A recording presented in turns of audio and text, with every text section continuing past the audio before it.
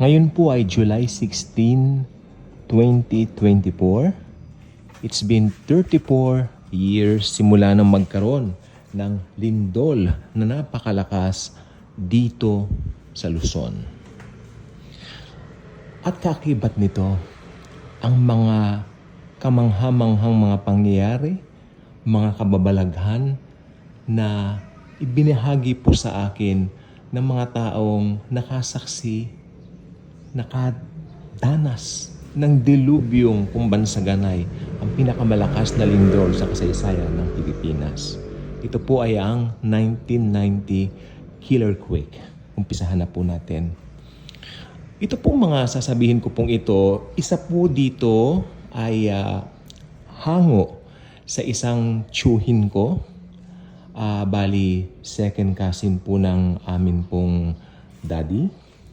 At siya po ay nagkwento nung minsan namin siyang nakasalo at siya po ay hindi rin makapaniwala sa mga kababalaghang naganap during that time. Umpisahan na po natin yung sa kanya.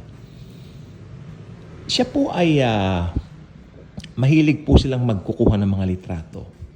Alam po ba ninyo? Mahilig silang alam niyo na pag namamasyal, may dala sila laging video recorder. That time, wala pa itong mga ganitong gadgets. Wala pa wala pa sila noon mga cellphones and all that, like gadgets that we have right now.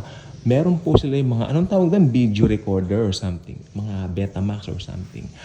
Yun ang lagi nilang dinadala. Imagine mo, laki-laki noon, no? Pero nung araw, big time ka na raw pag may ganun ka. Siyempre, yun ang uso that time. At one time, yung isa sa pinaka-devastated o pinaka-malaki na dinanas na sakuna ng yun nga po, no? Itong you call that, the lindol, 1990, ay ito pong Nueva Ecija. Ang Nueva Ecija po ay napakalapit din po doon sa isang lugar din na marami rin pong nasaktan. Ito po ay ang Baguio City. Okay?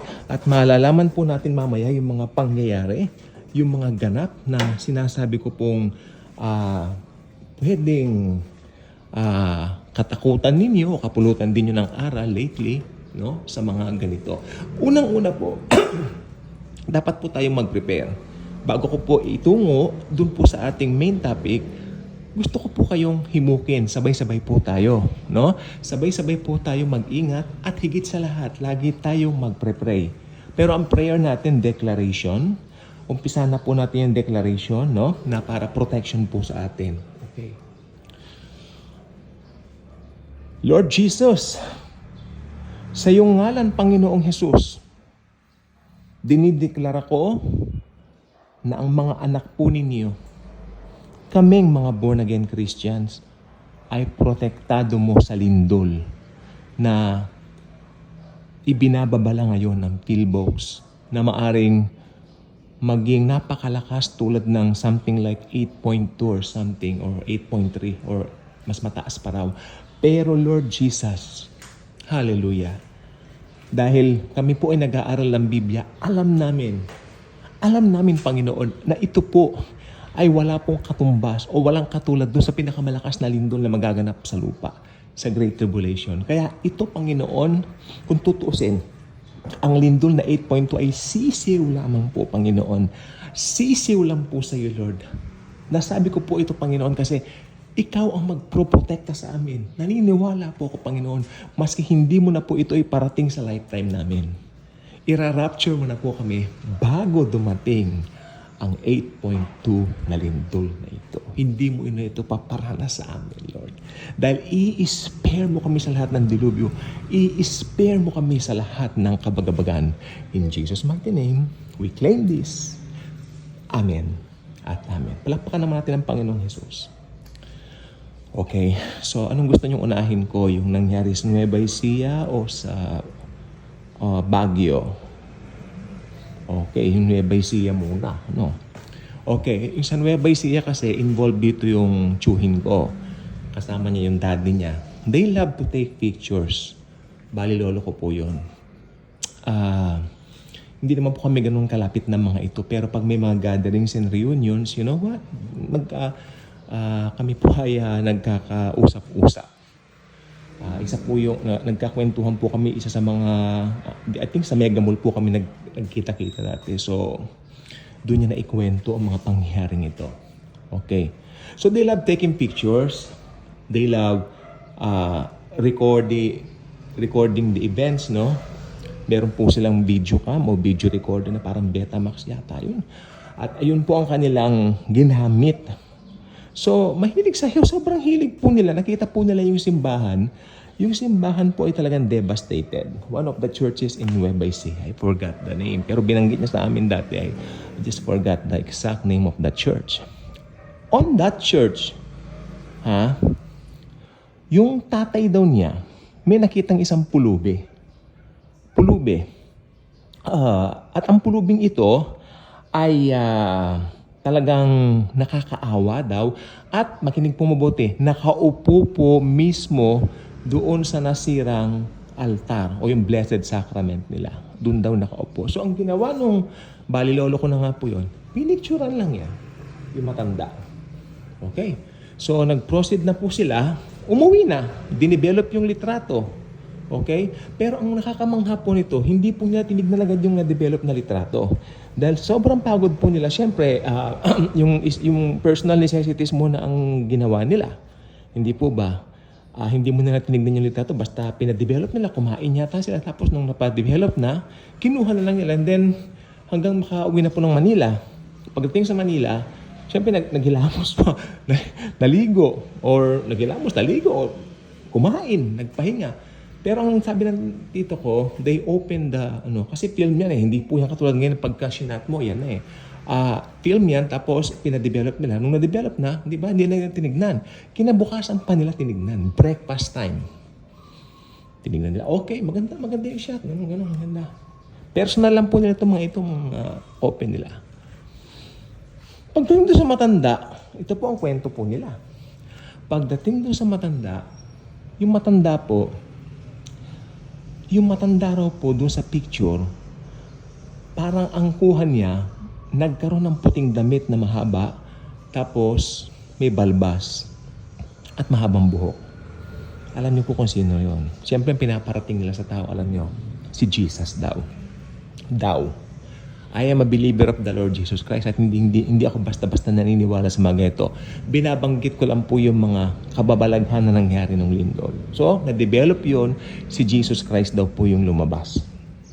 Ayon doon sa tsuhin ko. Okay? Na bali, second cousin lang po yun ng dad ko. Until, yung mga pangyayari naman pong kakaiba, dito po sa Nueva Ecija pa rin, meron pa rin po mga pangyayari po rito. Ito po naman ay naikwento lang din nung mananahe na madalas nagpupunta sa bahay dahil nagre-repair ng mga damit ng aking tiyahin. Naikwento niya during that time daw, sa Nueva Ecija pa rin, meron daw isang bata na tumutulong doon sa pagre-rescue. Di ba yung sa Nueva Ecija po marami pong estudyante ang natrap doon sa school nila. Doon sa high school. Yung mga yan high school po sila. Kasi during that time pala, minove yata yung oras. Paki-search lang po sa Google. They moved the time back, no? Para mapaaga yata or something, no? Parang parang daylight saving time. Yan po nakalagay doon. And then they, moved the time. And then, syempre, yun na. Until nung yung bata raw na ito, nakita nila, tulong daw ng tulong. Tulong dun sa mga natrap. Tapos sabi pa rin doon sa mga rescuers, dito po, meron po dito. Tapos nung bandang mag-uumaga na po, kasi magdamagan po yung pag-rescue dyan, wala pong pahinga yan. Opo, meron lang sila mga flashlight and all that. Oo. Tapos, nakita nila yung pangalan ng bata, nakalimutan ko na yung name ng batang yon. Pero yung batang yon, kilala rin daw doon kasi talagang likas na masipag yung batang yon. Tapos, pagdating doon ng umaga, nawala yung bata. Nasaan na yung bata? Ganon. Tapos, may isa doon na estudyante na natrap. Pero na-rescue na siya. Okay. Ito rin batang babae. Sabi niya, sino yung sinasabi niyang batang tumutulong? Anong bata? Si ganito, si ganyan. That's impossible. Sabi ng batang babae. Kaklase ko po siya. Actually, siya po yung unang namatay. That's it. Siya po yung unang namatay. So how come na nandoon yon? Paliwanag ko. Familiar spirit. Nanlilin lang ang mga dyablo. Amen? Maari po nangyari yan. Nanlilin lang ang mga dyablo. Tulad nitong pangatlong kwento ko na nangyari naman sa Baguio City. Okay? Sa Baguio City. May kinalaman pa rin sa Lindol. Amen? Yung Hyatt Hotel. Isa po ito sa pinaka na-devastate na place sa buong Pilipinas nung Lindol. Okay? Nagmistulang accordion ang Hyatt Hotel. Ang Hyatt Hotel ang pinagshootingan ni Alice Dixon at Lorna Tolentino ng Nagbabagang Luha. Nabasa ko lang po yan. Hyatt Hotel. You can see the place, a very beautiful place, bago lumindol, right? Not until ngayon ground zero na. Okay. So doon po sa Hyatt Hotel na yan, ay syempre naging ground zero na po yung anong tawag dito? Yung place. Isang araw daw ng year 2000. So 10 years after na po nung lindol, merong isang naliligaw sa Baguio na tao. Naliligaw siya sa Baguio. Tapos, nagtanong daw siya, may guard pala dito. May gwardiya pala. Nagtanong siya doon sa guard. At nilid siya ng guard doon sa mga nagtitinda ng, alam niyo yung strawberry jam, at saka mga bagay na sa Baguio. Marami nabibiling ganyan, yung mga, paano ba to? Yung mga souvenirs, no? Malapit doon. Sabi niya ganon. Ay, buti nakapunta ako rito. Nakapagtanong ako doon sa gwardiya. Gwardiya? Anong titinda? Anong gwardiya po yun? Doon, no? Kanya pinakita niya. Yun po yung ground zero, no? Nung pinangyarihan, nangingilabot po ako. Diyos ko. At, in Jesus' name, siyempre, believer na ako. Pero hindi, parang inaano ko lang naman kasi ito po talaga yung nangyaring kwento. Hindi ko lang po alam kung yung iba anong pananaw dito. Pero ako papaliwanag ko mga familiar spirit talaga yan. Ang apelyido pa nga nung gwardiya, sabi niya, ay ganito. Nakalimutan ko na yung apelyido. Ay ganon. Kanya, ano po? Kanya ganon. Imposible po yan, ma'am. Kanya, sir, dalawa yung nagtatanong eh. Yung pong gwardyang sinasabi nyo sa Hyatt, yun po yung gwardyang namatay sa Lindol 10 years ago. See? Marami pong kakatuwang nangyayari. Meron din pong kwento dito po sa nangyari sa Bulacan. Alam niyo po ba taga Bulacan ang aking ibang kamag-anak, no? At hindi nila malilimutan taong dekada 80 sa pagtatanghal nila ng sinakulo, may gumaganap na Jesus. Yung gumaganap na Jesus Christ doon sa sinakulo, siya po ay inatake habang doon sa eksena na nakapako si Jesus sa cross. Inatake po siya at nasaksihan po yung pagka-atake niya nung dalawang crew. Ne? Pero yung mga tao doon sa labas, hindi naman sila naiinip. Alam niyo kung bakit? Kasi yung eksena naman daw ng resurrection, nagawa naman daw. Pinakita yung eksena ng resurrection na umakyat pa sa langit si Jesus. Tapos sabi ng dalawang crew, imposible. Kasi pagbabaya doon sa cross, patay na siya. Another kakatuwang kwento. Familiar spirit na naman po. Familiar spirit. Sa dami ng mga kwentong ganyan, naniniwala po kung may mga espiritu, may mga dyablo. Actually, ito po ang bunga ng rebelyon. Huwag na huwag niyong paniniwalaan na yung mahal ninyo sa buhay, siya yung nakita ninyo. Alam niyo po kung bakit? Dahil yan malamang ay panlilin lang ng dyablo. Amen?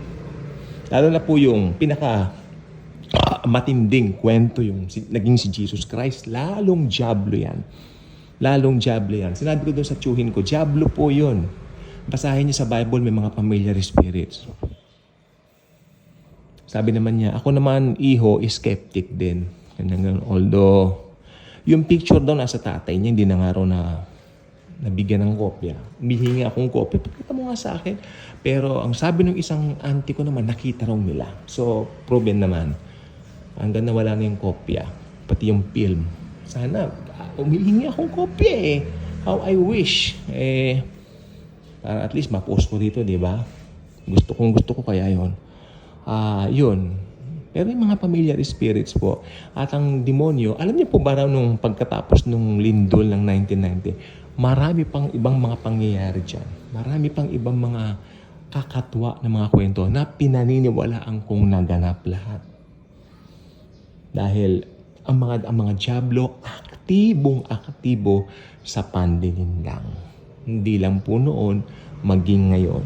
Pero ang importante po ngayon, since napag-usapan natin yung lindol, i-claim po natin na protected tayo dun sa magnitude 8.2 na lindol. In Jesus' mighty name, protected tayo. Bye-bye.